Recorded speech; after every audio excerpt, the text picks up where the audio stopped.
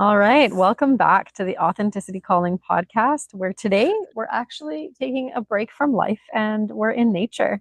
So, welcome back. I'm Relitza, your host, and today we have a very special guest, Dr. Mary Leung. And Mary, welcome to the podcast. I'm so excited to connect and for you to share how you went from burnout and overdrive, which is like the condition of most physicians, I would say, at this point in life and into this state of doing just as much as you were doing before, but from a very balanced, very energetic perspective. And you do coaching, and you have family, and you have friends, and you have fun, and you have all of these beautiful activities.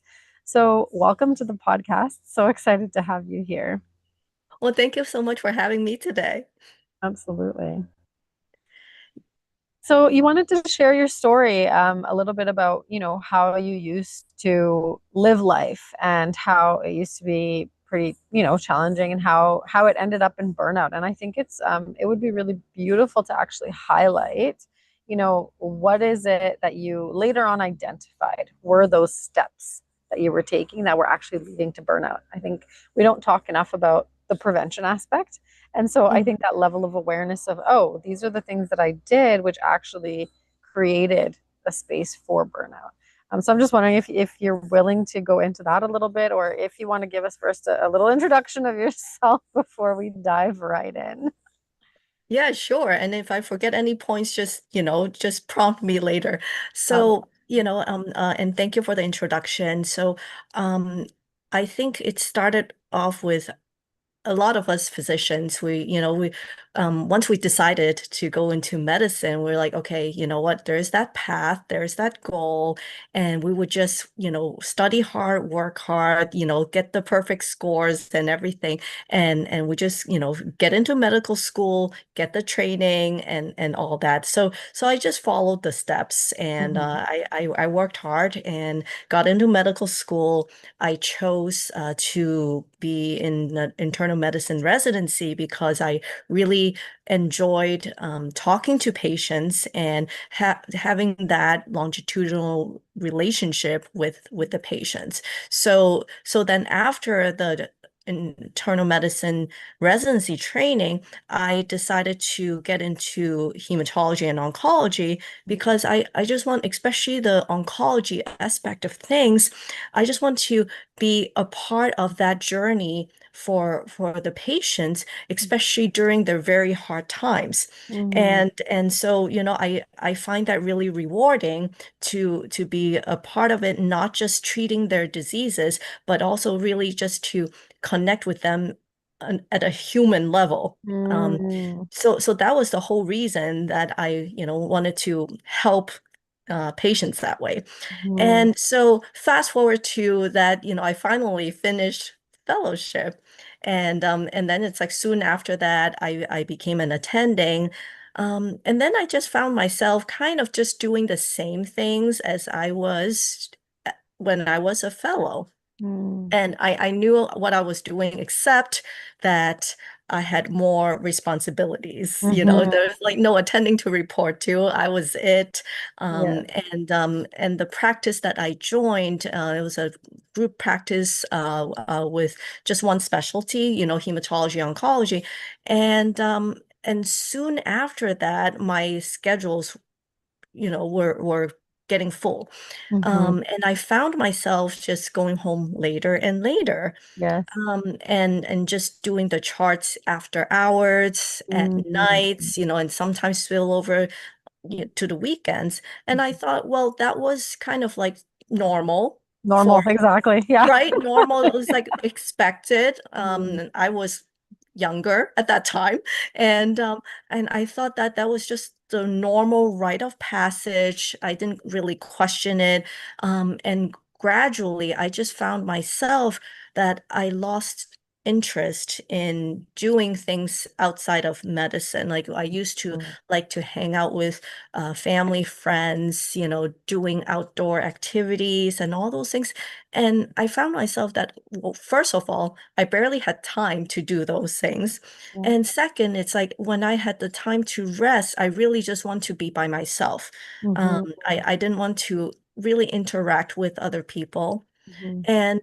And I found myself not really engaging with the patients. All I was thinking Mm. about was take care of the patients, and looking at the clock is like, when are they going to stop talking? Because I needed Mm. to catch up Yeah. to see the next patient. Mm. So then I think looking back, I didn't realize that that was part of being burnt out. Mhm. I just felt so drained every day, and it was just kind of like I was just barely getting by, like kind of in the Mm. survival mode, that Mm. I just wanted to, rest, but I couldn't rest. And sleeping was like not very well, because one, it's the quantity. I didn't Yeah. get enough hours of sleep, Mhm. probably like 5, 6 hours. And then the quality of it was not good either, because I was just very stressed, well, overwhelmed and anxious about things in general. So then I thought about, well, I really want to quit or cut down on my clinical hours, but I work in and I live in the New York metropolitan area. And really, I think the the choices here are, most people are physicians are really working full time, Mhm. and there are part-time jobs, but it's kind of like, I think for me financially, I wasn't ready to make that shift. So then I Mhm. felt stuck, and I felt Mm. like there was nothing that I could do. So then fast forward to the pandemic. Oh, And so 2020. yes, Sorry, exact. before we get into the pandemic, Yes. I just want to rewind and reiterate. So it was almost that first moment of realization was, oh, time it's getting later and later, right? We're taking on the task and it's spilling over into the weekend. So your personal time became work time. Then Mhm. loss of interest in your regular activities, loss of connection, even with patients, not getting enough sleep, right? Realizing that you're getting exhausted, not quality of sleep, also the time, and yeah, documentation, and it almost becomes an obsession where the only thing you can see is work, but it's not work for the purpose of your passion and your purpose, which you initially started with, which is such a beautiful place to come from and serve from. But it becomes this, checkbox, checking boxes, getting it done. Yeah. Stop talking. So, and you keep looking at the clock. So, I just wanted to reiterate for anyone that's kind of maybe in this space. And usually, when we're in this space, we don't catch everything, also, because our attention and our focus is fleeting, right? And so, just bringing it back to say, if you have any of these symptoms, that is classic burnout.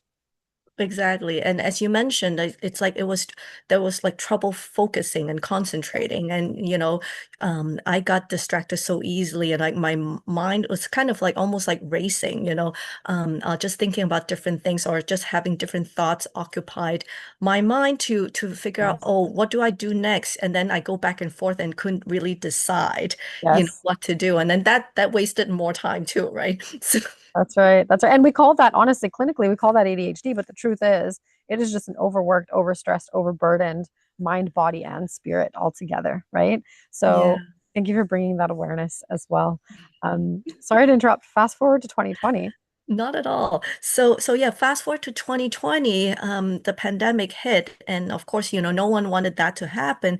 But I do believe that, out of, something bad, always we can find something good out of it. Mhm. So for me, it was because of the pandemic, we and I was grateful that I wasn't really like the first line, clinical person. So we were trying to take care of the oncology patients, like the benign hematology patients. We try to just push them back, but for the oncology patients, if we those we had to treat, otherwise they would die or have very bad consequences, then we Mhm. still have to see them in our clinic, and also offer them, systemic therapy.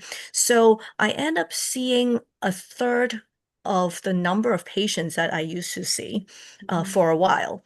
And then I found myself going home on time, or even earlier than on time, meaning like 4 o'clock, instead of like past 7, and still had work to do.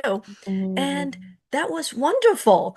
I got time to really think about, oh, what do I do now? It's kind of Mm, like in a curious way. And then so I got into baking and spend time with the kids. Of course, they were home and then they have the whole Zoom, learning thing that everyone started. yeah. So then that really sparked my, I guess, curiosity that what if I could do this, going home on time, Mm, even when I got back to seeing the 20 some patients that mhm, I used to see, that would be wonderful. mm, So then I think around that time it was really God sent that I was just browsing online. I didn't even have a Facebook page at that time because I had no time, right? yeah. And and so I was just browsing my husband's Facebook page, and then I got learn about this physician kind of like a virtual summit that about doctors doing things outside of clinical medicine, and they're thriving like with their own businesses, real estate, coaching, you name it. So I thought interesting, and I had time. Why don't I explore it? So Mhm, that was my first exposure to life coaching, and it was by physician. So then I thought, well, what worse could happen to me? Because I really want a change. I really, mhm. and I couldn't do it myself. I already knew because otherwise I would have done it Yes, already. So then, exactly. right? And Everyone always so, does the interview with the coach, and they're like, "Okay, now I have the 3 steps. Now I'm gonna go and do it myself." And it's like, no, you would have already done it if you could do it on your right. own. Yeah. So then I'm like, you know what? Let me just at least, find someone who did it or who have been helping other people do it to Hmm. do it and maybe I could figure it out eventually, but maybe at that time I would already be super burned out that I couldn't, there could be no point of return or something. Yes. So then I joined the group coaching program for women physicians, and that was my turning point. Mm, So part of it was I worked with a coach one-on-one, and then I explored, what was the biggest reason for my burned out mhm, was really the the time, the extra hours that I spent that I did not sign up for. mhm, And well, not just the time itself, but it was just mhm, that draining energy that, all that, robbed me of my joy of enjoying medicine and also enjoying the life outside of medicine. And I lost all that. And so I figured out with my coach's help that well, all that actually started because I was working too many hours. mhm, But then, on paper, I was seeing patients from 8 to 4. Why would I be leaving at, past 7 and still have work to do? mhm. And I think that's probably a question that a lot of physicians have, still have at this time. And so then I worked on, kind of just how I think about my day and how to work it and just, increase the focus and the concentration and minimize my the distractions or I can manage better of the distractions. And the long story short is that within about 3 months, Mhm, and that was also the time that I was already going back to seeing the 25 or so patients that I normally see. mhm. And I started going home earlier and earlier. Wow. And then I was going home consistently by 5:30 with all my work done. Wow. So I thought that was wonderful. And not only that, so instead of just feeling mostly, stressed, overwhelmed, frustrated, I was actually feeling more peace, more Mm, gratitude, and actually started to have joy. And I found myself that, oh, again, just wondering, oh, what else can I do after work, and I got to mm, spend time with my family. mhm, And that was really wonderful. So, and around that time, I was also, I signed up for a coaching certification program more to be, more to learn about life coaching itself, not really thinking that I would be a life coach. Yeah. Because, us doctors, we like to learn everything, Yes. right? We like to get all the papers, all the certifications. Yeah. Exactly. So that was my purpose. But then I thought, after that, I thought, well, what if I could also help other physicians do what I did? Because, I see other physicians, not all, but quite a few of them Many. miserable and really, I think also the quality of work is somewhat affected. Yes, of course Absolutely. you put the patients first, right?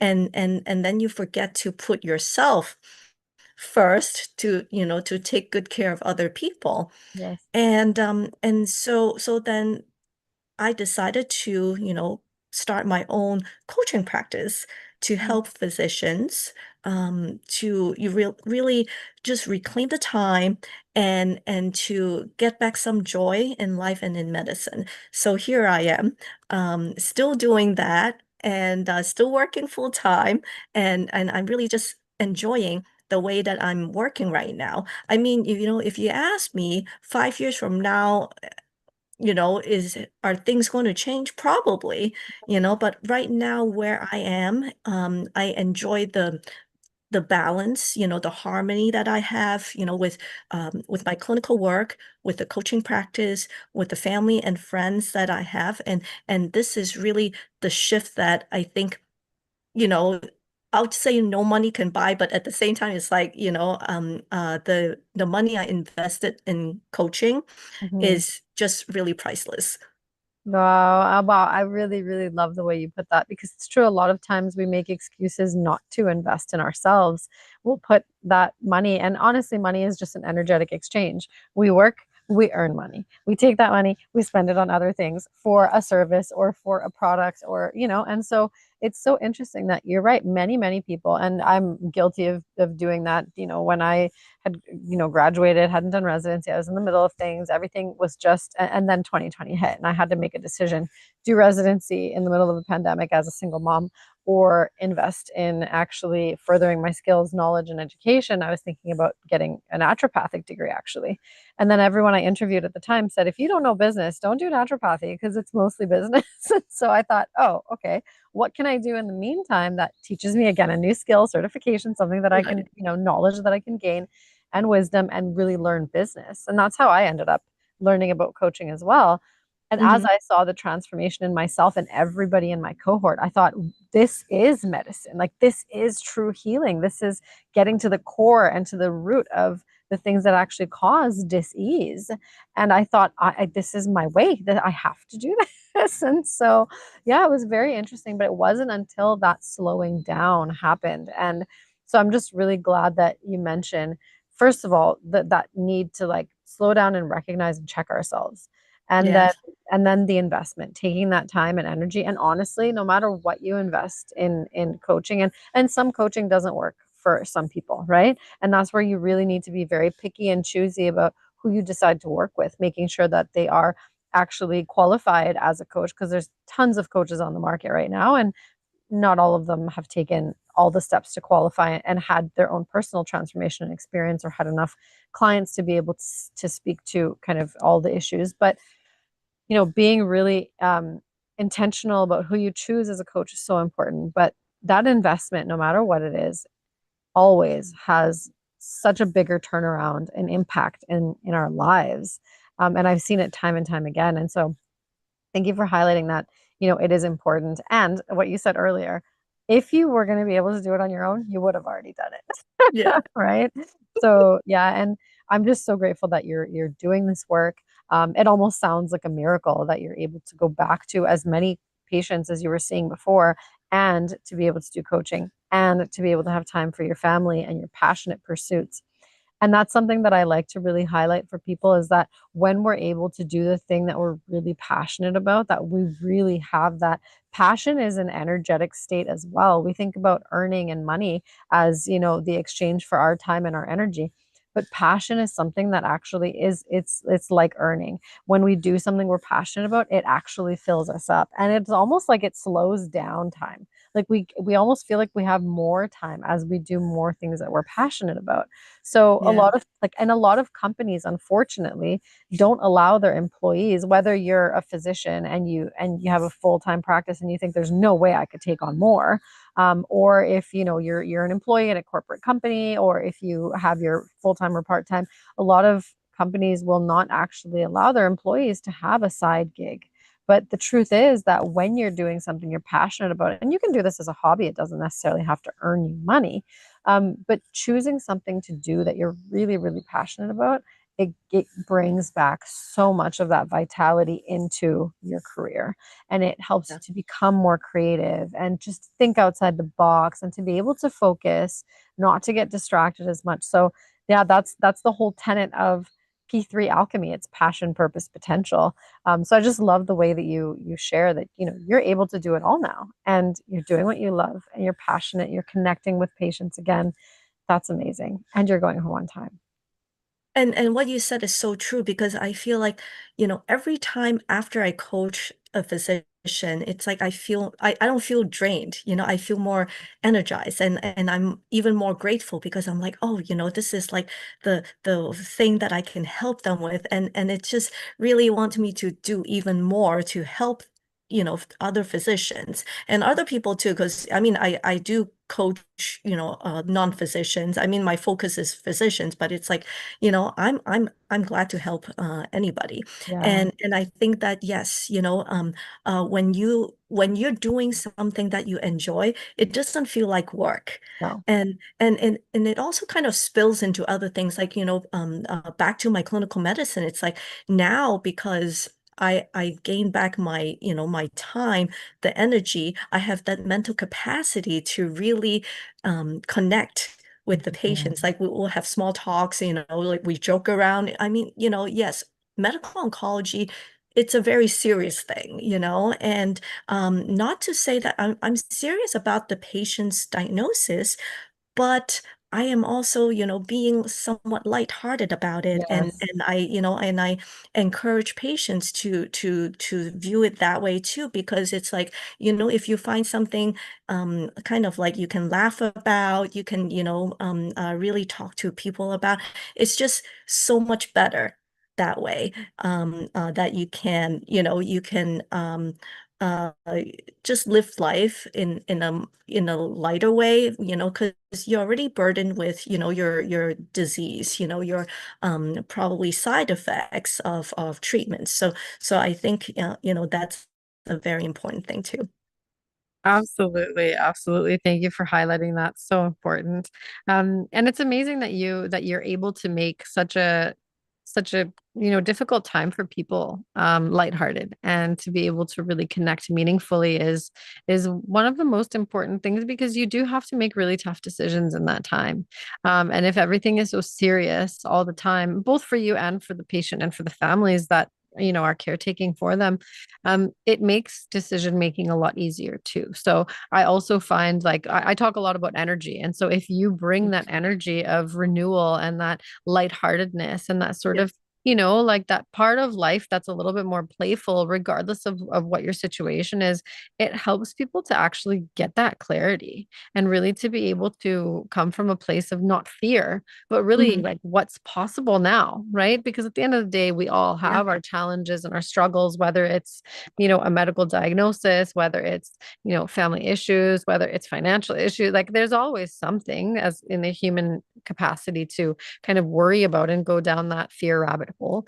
But the fact that you can hold that space, it's really a calling of yours to come into that oncology world and really be able to support people. So thank you for investing in doing the work to transform your burnout into your purpose, and really the bringing your whole self into the work that you do with people, whether it's coaching, whether it's oncology, whether it's, even being present as a mother and as a parent, raising the next generation is super, super important. And what ideal timing in 2020 to slow down and be with your kids. Yeah.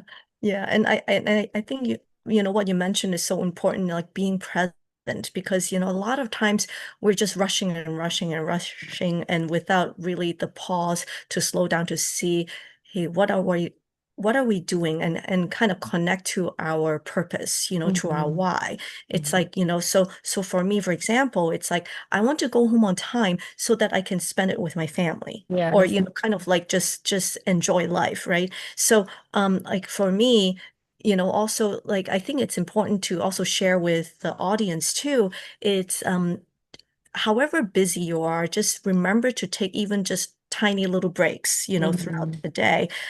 Serve several purposes because one is, your brain, your body, they need a break, Yeah. and that's the time to really refresh, recharge. So especially for the second half of the day, because looking back, I'm like, I always found myself really like slowing down, the second half of the day. And I was like, oh, I'm getting tired, getting tired. But, if you really take a break, like even just a lunch break or, in the middle of the day, just like a few minutes break, your mind get, fresh again and you make decisions faster, like you're able to focus better. So I think that is a very important thing to do. Like, I think a lot of people have that misconception that, oh, I have to just work nonstop to get things done, but Yes. you're becoming less efficient, later on in the day. So, by taking a break, it actually makes you more efficient and you Mhm. may end up finishing the work faster. So, I think that one of the things I learned, it's also, yes, really the awareness Mhm.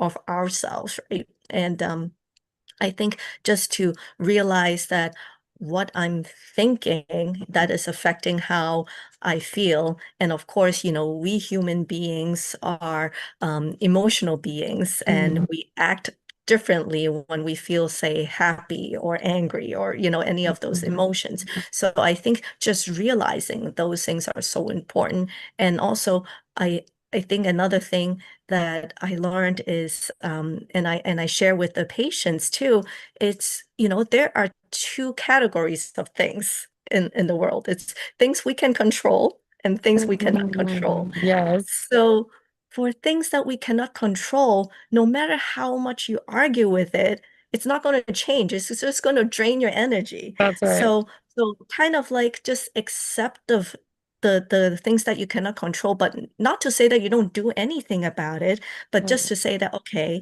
this is the situation. All right, how can I approach it? Mm. Because it's something that you can control. Yes. How am I going to view it? What is my perspective and how am I going to feel about it? So Mhm. I think, like those are kind of the important pieces that I think for physicians or non-physicians, it's just really important in life or in work.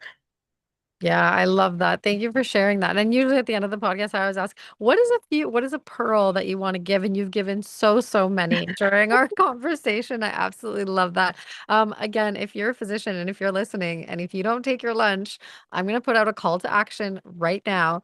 Yeah. Protect your lunch hour. Whatever you do with that lunch hour, protect your lunch hour. Do not let work overspill into it.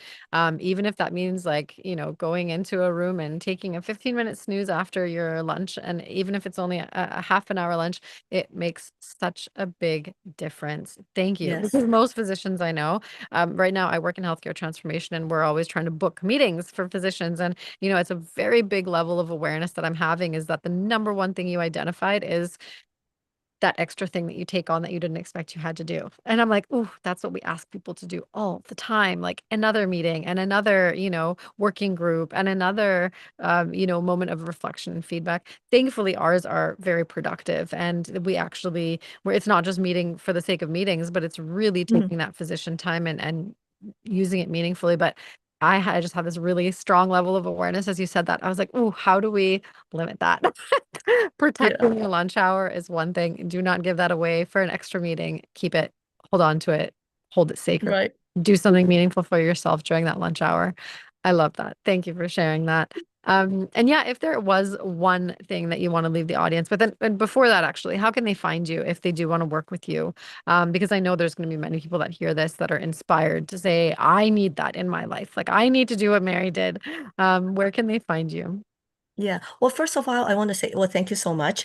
And it is possible. It is really possible. I mean, I'm just a regular person. And I think that, really just thinking, having that hope that it is possible and having that goal that you run toward it and you can do it. And yes, sometimes you just need to ask for help and it's okay to ask for help. I mean, yes, many physicians are trained to say that, hey, we're supposed to know everything, we're supposed to be perfect. It's okay not to be perfect because we're human beings, and it's okay to ask for help because you know what? When you ask for help, you're going to get things done faster. You're going to get to your goal sooner. So I am on the website www.shiningwithgratitudemd.com. That's my company's name, Shining with Gratitude MD, because after this, coaching experience, that transformation that I got, I'm just so grateful for my own experience. So I just want to, really like have that shine out and let other people's, experience what I'm feeling. And most of the time that, hey, it's like, wow, I really changed, and that is possible for you too. So and my email is shiningwithgratitudemd@gmail.com.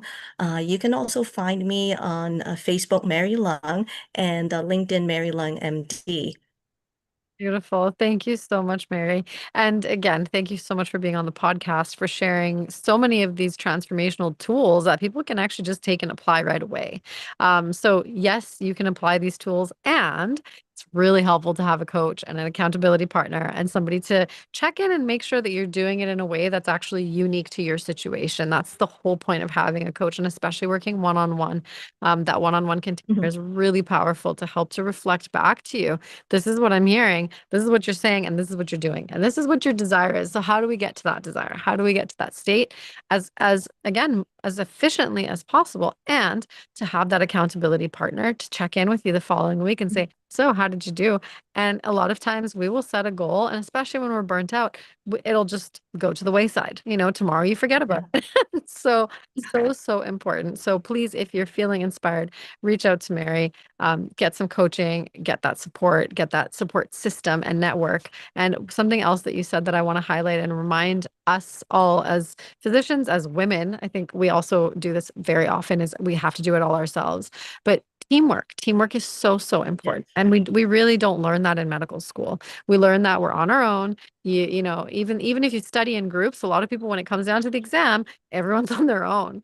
right. So I just want to remind everyone that we're interdependent as humans, and we do so much more and so much better and so much more passionate work when we work together. And so asking for help is not a weakness. It is such a strength, and it's such a gift to be able to actually receive someone's support, and to offer that space for someone to be able to help that's really passionate about what they do. So you're also, Mhm. as a client of Mary's or myself or any coach, really, you're also supporting our passions by allowing us to support you. So it Yeah, goes both ways, right? And I think as physicians, we're willing to do something that helps someone else. So that's just a right. plug of you're helping other people too, and you help yourself. Yeah. Thank you so much, Mary, for being on the podcast. Again, if there's one statement or quote or one pearl you want to leave our audience with, what would that be? Yeah, I would just say that I think it's important to start your day right, Mhm. right in a sense that, like what kind of energy you want to carry throughout your day. And that starts with your, how you think about your day.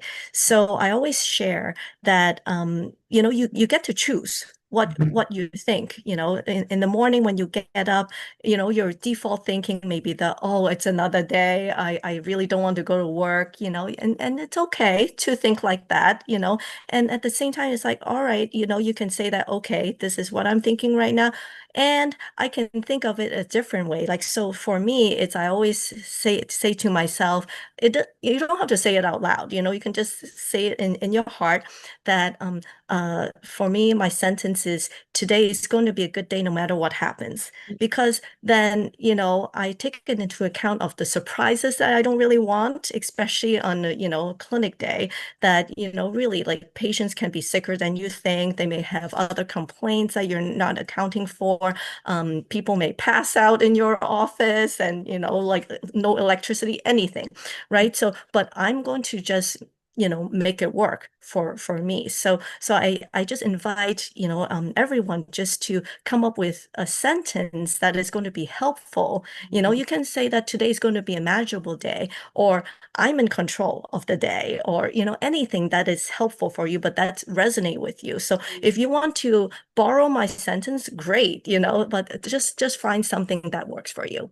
I love that. I absolutely love that starting the day. And another thing that actually also stayed with me from our conversation was that gratitude. The gratitude comes naturally when you shift into doing things that you're passionate and purposeful. And when we put those, Yes. limitations and boundaries where they're required, it's not a forced gratitude. So a lot of people have these affirmations and they feel like, oh, I'm saying the words, but if you're not feeling it inside, if you're not really committed to feeling that affirmation, that's where that Mhm. creation happens. You talked about emotions and feeling into our body somatically. That's where the energy gets put out. And so if you're going to create that sentence, make sure that it's really powerful and unique to you and you believe it, right? Don't Yes, try to lie to yourself with that sentence. Really choose exactly. something you believe in. Yes, thank you again so much, Mary, for being on the podcast. Thank you for connecting and sharing your gifts with the world and for prioritizing your passion because that is so, so important. Yeah, well, thank you so much for having me. Absolutely.